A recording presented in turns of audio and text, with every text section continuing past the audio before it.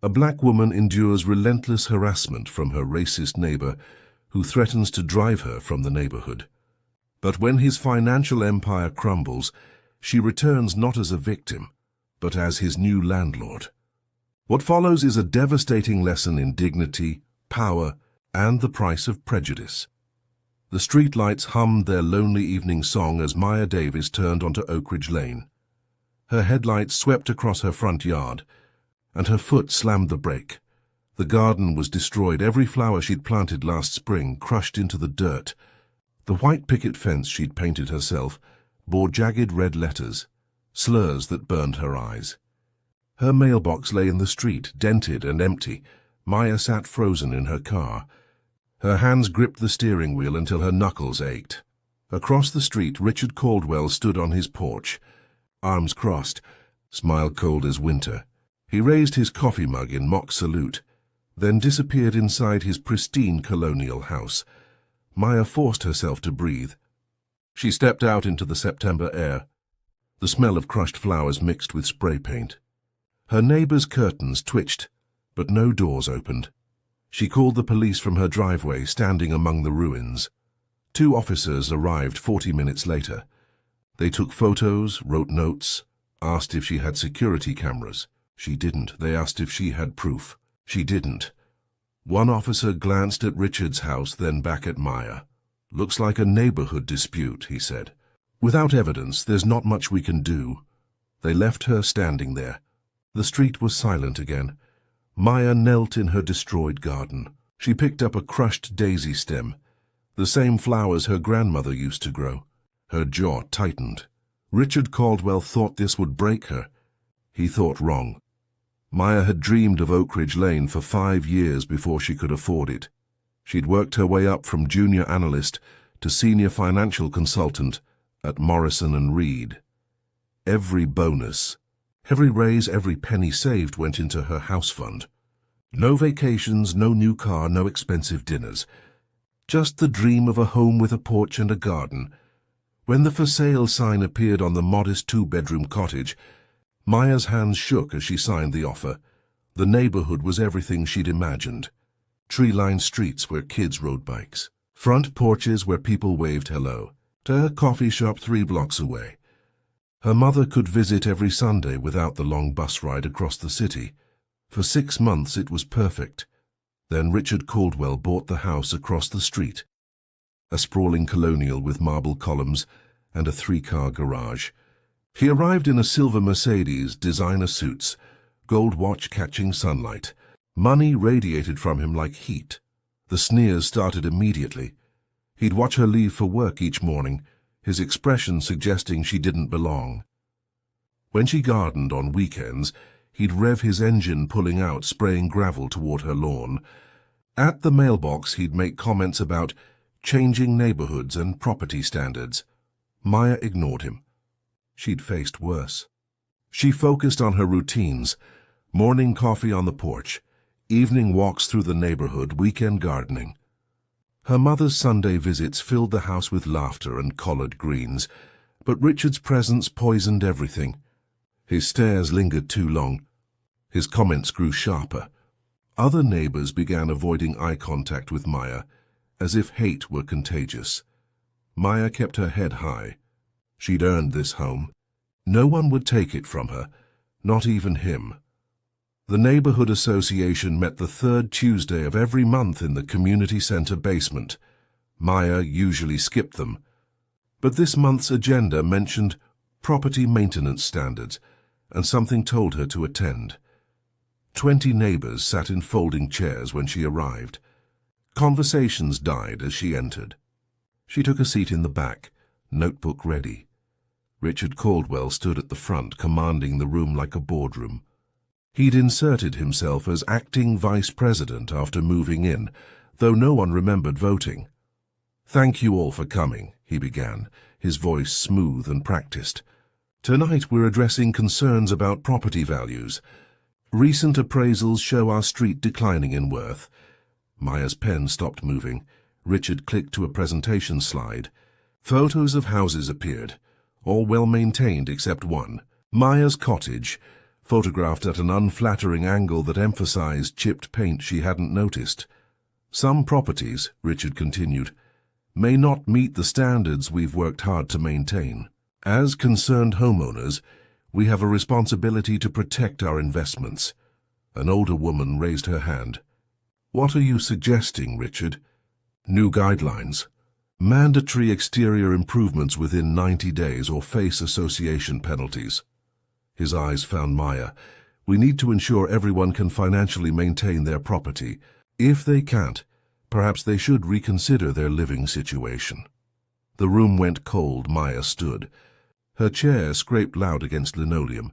My property is maintained. I'm current on all fees. What you're proposing violates fair housing guidelines and targets specific homeowners. Richard's smile didn't reach his eyes. No one's targeting anyone, Miss Davis. We're simply maintaining standards. Standards that coincidentally appeared after I moved in.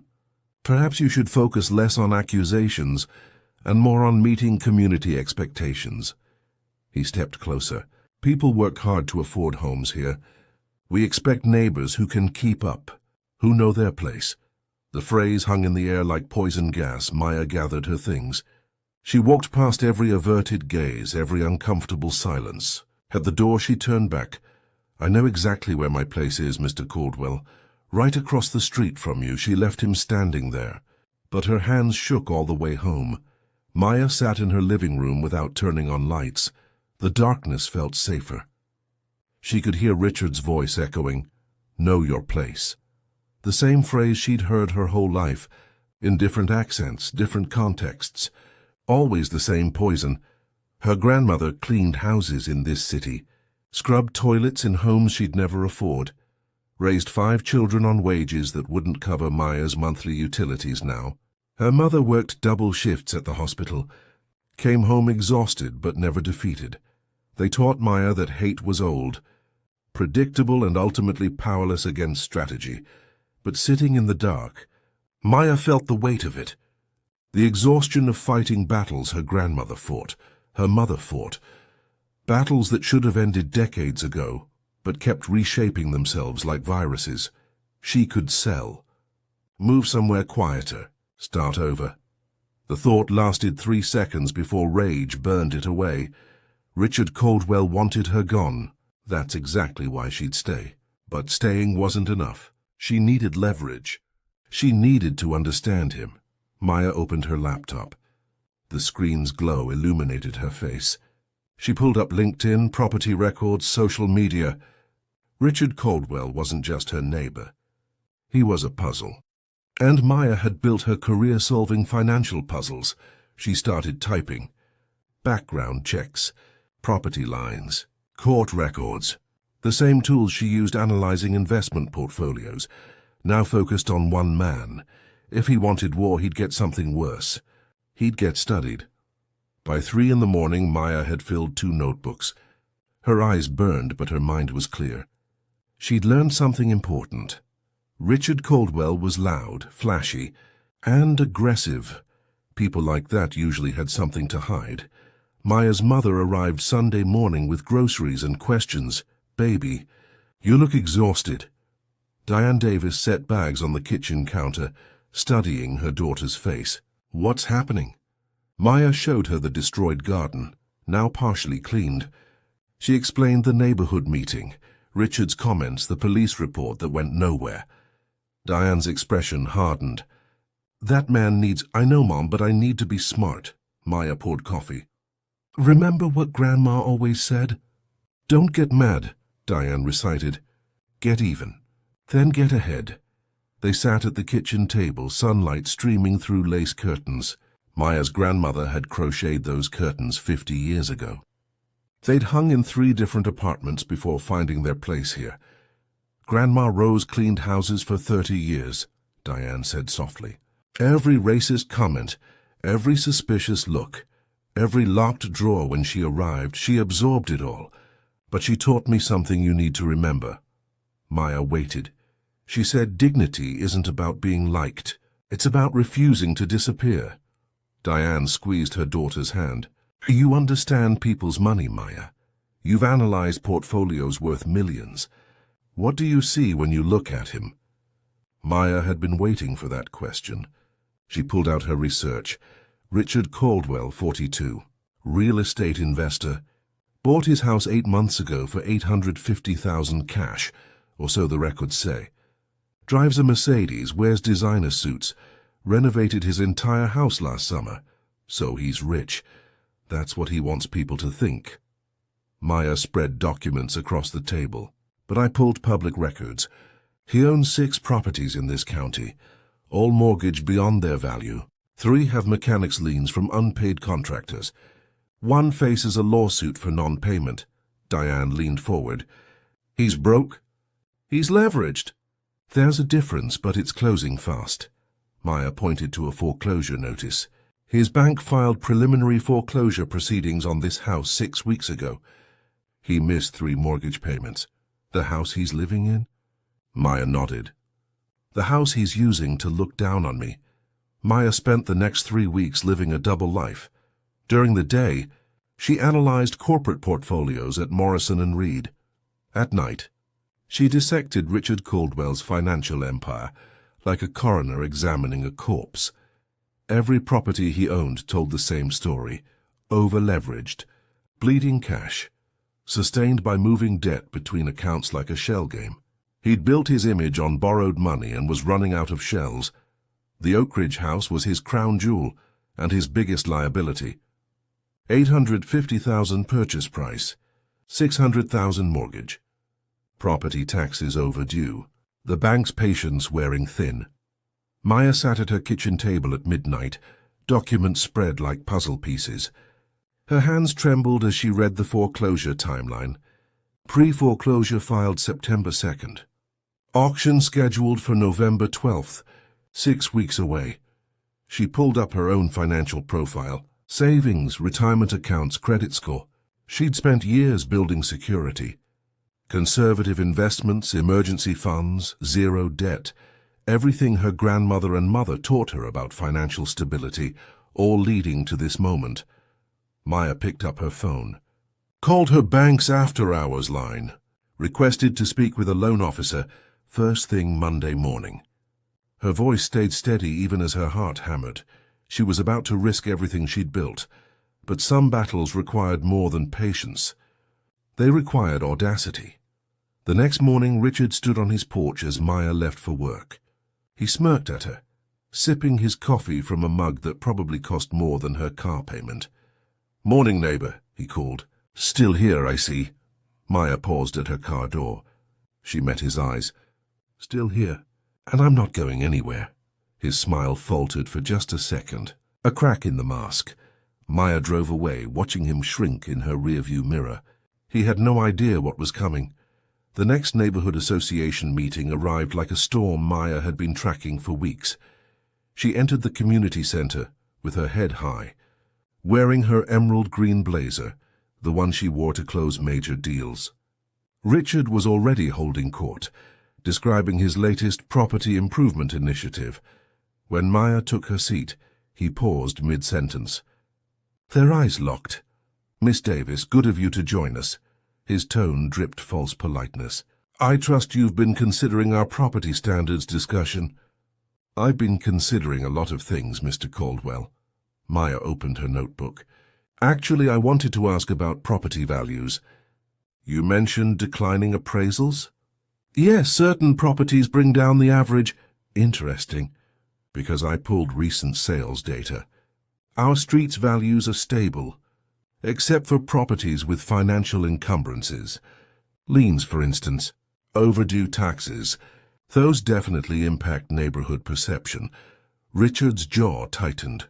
"I don't see how that's relevant. Just thinking about what truly affects property values. Wouldn't you agree that foreclosures have the biggest impact?" The room went silent. Several neighbors glanced at Richard, then away. He recovered quickly, forcing a laugh. "Is there a point to this, Miss Davis? Or are you trying to derail our meeting with conspiracy theories?" Maya smiled. She closed her notebook. "No conspiracy. Just facts. Public record facts. Available to anyone who knows where to look." She stood and walked out, leaving whispers in her wake. Richard followed her into the parking lot. "What exactly do you think you know?" Maya unlocked her car. "Everything I need to know. Have a good evening, Mr. Caldwell." She drove away, leaving him standing under fluorescent lights, his confident mask finally slipping. 2 days later, Maya received loan pre-approval. Her bank officer called it aggressive but feasible if the auction price stayed reasonable. Maya signed the documents with a hand that didn't shake. The war had begun. But Richard didn't know he was already losing. Sunday morning, Maya's mother arrived for their weekly breakfast. She found Maya standing in the driveway, staring at her car. Every tire slashed. Deep scratches carved into the paint from hood to trunk. The message gouged into the driver's door. "Leave!"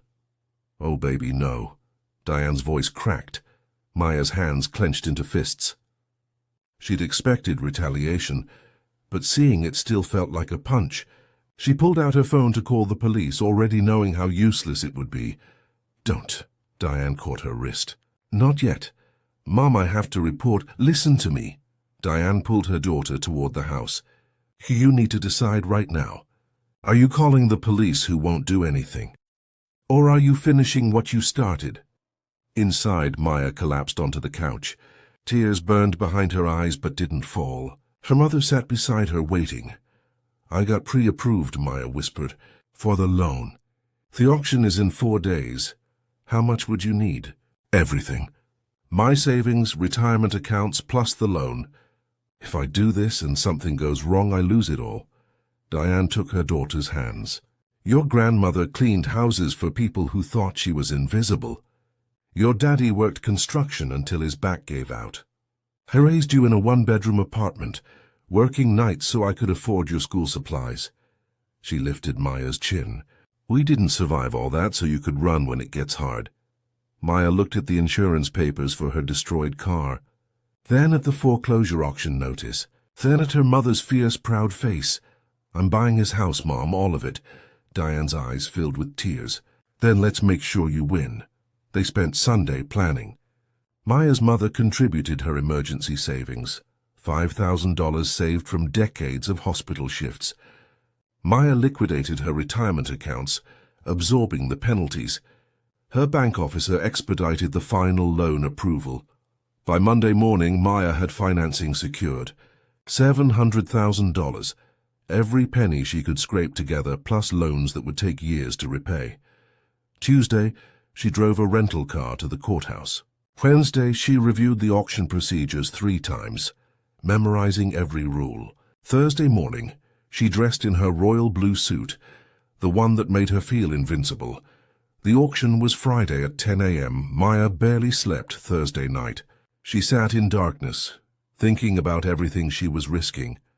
Her security, her future, her peace of mind, all gambled on destroying a man who'd tried to destroy her. Was revenge worth this price? Then she remembered his smile as he watched her garden burn, his voice telling her to know her place. The slashed tires and carved threats. This wasn't revenge. This was justice, and justice required sacrifice. Friday morning arrived cold and grey, matching Maya's exhaustion. She stood in her bathroom at 6 a.m., staring at her reflection. Dark circles under her eyes, hands that trembled despite her best efforts. The weight of what she was about to do pressed down like physical force. In 12 hours, she'd either own Richard Caldwell's house or lose everything trying. Maya's phone buzzed. Her mother. "Praying for you, baby. Grandma Rose is watching." "Make her proud." The words cracked something inside Maya's chest. She sat on the bathroom floor, back against the cold tile, and let herself feel the fear she'd been suppressing for weeks. What if she failed? What if the auction went higher than her financing? What if Richard discovered her plan and showed up? What if she won but couldn't manage the mortgage payments? The questions circled like vultures. Maya closed her eyes. She thought of her grandmother's hands, worn rough from decades of cleaning other people's homes. Her mother's back aching from hospital shifts. The women who came before her, who survived worse with less. They didn't have the tools Maya had. They couldn't fight back the way she could. But they'd given her those tools: education, strategy, the belief that she deserved space in this world. Maya stood up. She washed her face with cold water, put on her royal blue suit like armor, checked her folder of documents 3 times. At 9:30 she drove to the courthouse. Her rental car's engine hummed steady and calm. She parked in the public lot, walked through doors that had seen 1,000 desperate people, and found the auction room. 3 other bidders sat waiting. None of them Richard Caldwell. He didn't even know his house was being auctioned today. Maya took her seat, opened her folder. Her hands stopped shaking. The fear transformed into something harder, colder, more useful. Focus. The auctioneer entered at 10 a.m. sharp. A tired-looking woman with reading glasses and a thick folder. Case number 4729, property foreclosure, 814 Oak Ridge Lane. She read the legal description, the defaulted loan amount, the minimum bid, starting at $575,000. Do I have $575? A man in a grey suit raised his paddle. $575. $590, another bidder called. Maya waited. She'd researched every comparable sale in the neighborhood. She knew the property's true value, the repair costs Richard had deferred, the property tax arrears. The house looked impressive but needed work. Most importantly, she knew what the other bidders didn't. Richard had over-improved the property with borrowed money, creating a gap between cosmetic value and actual worth. $600, the first man bid. $625, Maya said calmly. All eyes turned to her. She kept her expression neutral, businesslike. Just another investor at just another auction. The bidding climbed. $650, $670. Maya tracked each bid against her maximum. At $700,000, 2 bidders dropped out. Only Maya and the man in grey remained. $720, he called. Maya paused. She had financing to $750,000, but that left little room for error. She thought about Richard's face, his smirk, his certainty that he'd won. $730, she said. The man in grey hesitated. He consulted notes, calculated, shook his head. I'm out. The auctioneer looked around. $730,000 once, twice. Her gavel hovered.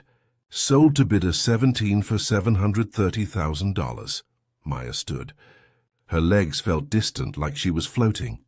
She approached the desk, signed documents, arranged wire transfer of her deposit. The auction officer stamped papers without looking up. Congratulations.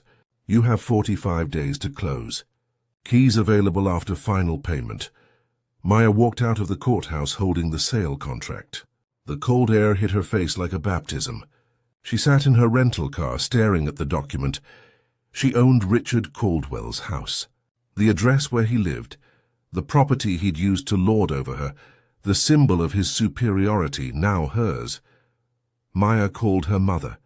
I got it. Diane's cry of joy came through the phone like a song.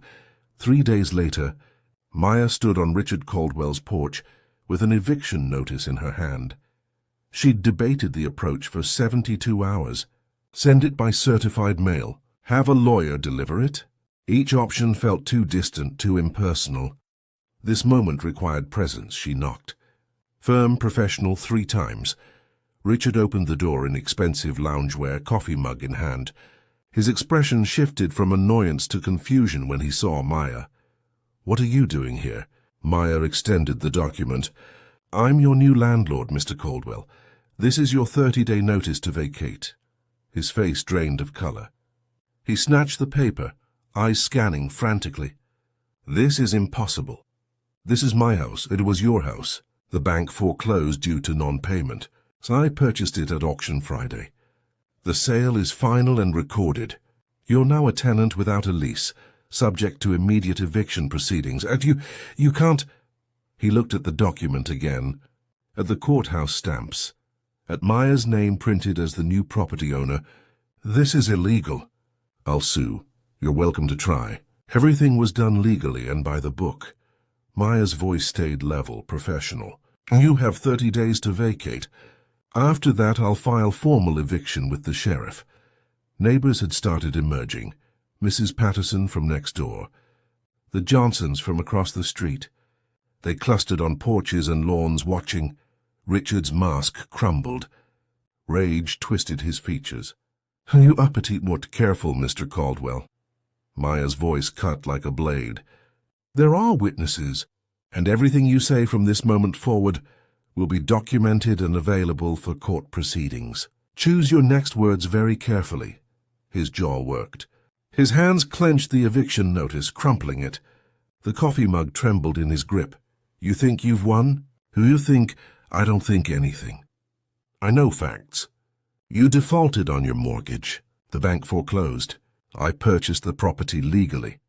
You're being evicted legally. These are facts, not opinions." Maya stepped back. 30 days, Mr. Caldwell. I suggest you start packing." She turned and walked down his porch steps.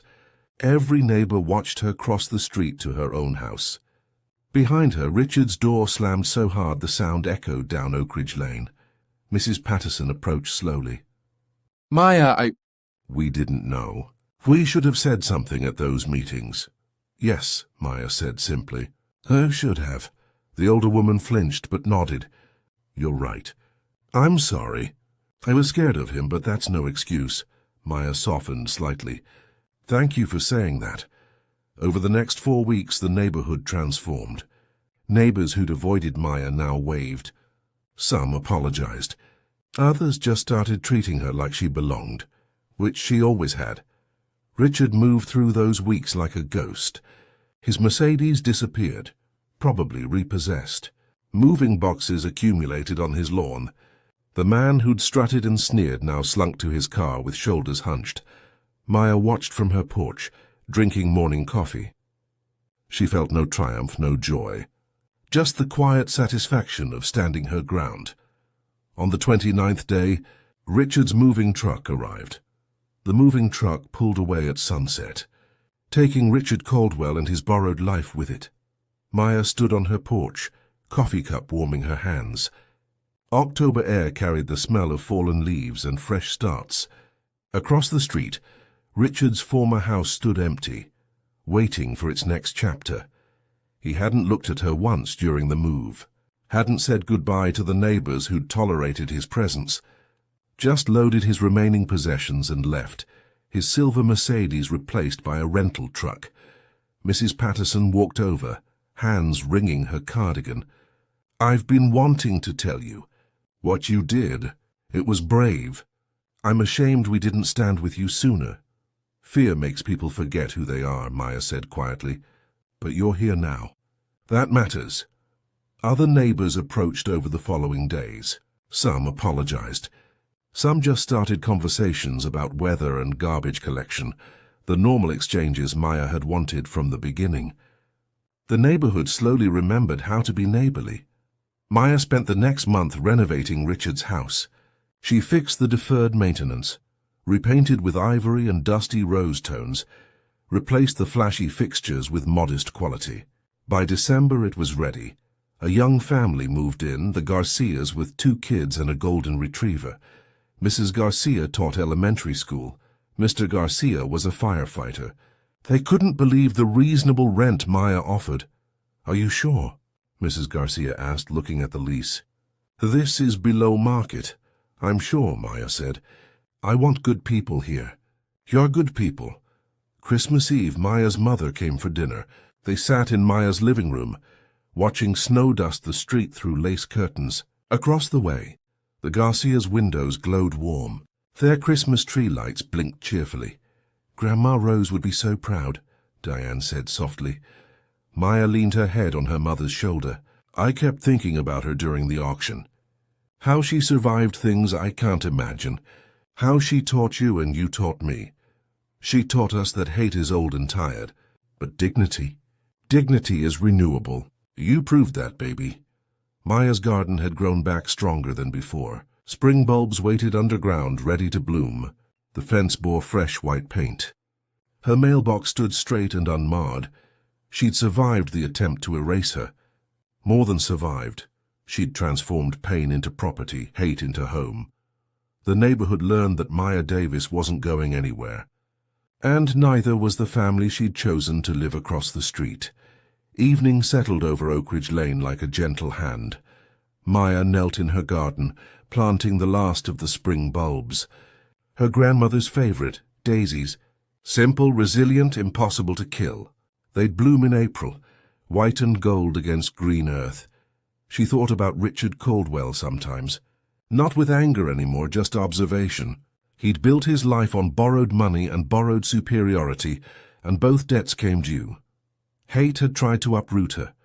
Instead, she grew deeper roots, spread wider branches, claimed more ground. Not through violence or cruelty, but through the tools her grandmother and mother gave her: strategy, patience, financial literacy, and the absolute refusal to disappear. The Garcias' kids played in the yard across the street, their laughter carrying on cold air. Their dog barked at nothing. Mrs. Garcia waved from the porch and Maya waved back. This was what mattered. Not revenge, but reclamation. Not destruction, but building something better in hate's abandoned spaces. Maya stood, brushing dirt from her hands. The street stretched before her, peaceful and hers. She'd bought more than a house at that auction. She'd bought the right to exist without apology, to plant flowers without fear, to stand on her porch and belong. Richard Caldwell told her to know her place. So she learned it well. Learned it so thoroughly that when he lost his place, she was there to claim it. The lesson wasn't just for him. It was for every neighbor who stayed silent, every person who thought hate could be ignored away, every voice that whispered she should just go somewhere easier. Maya returned to her porch. She sat in her grandmother's rocking chair, watching twilight paint the sky purple and gold. The street was quiet. Her garden waited for spring. Everything she'd fought for stood solid around her. "They wanted me gone," she whispered to the evening air. "But I'm not going anywhere. This is my home, and it always would be."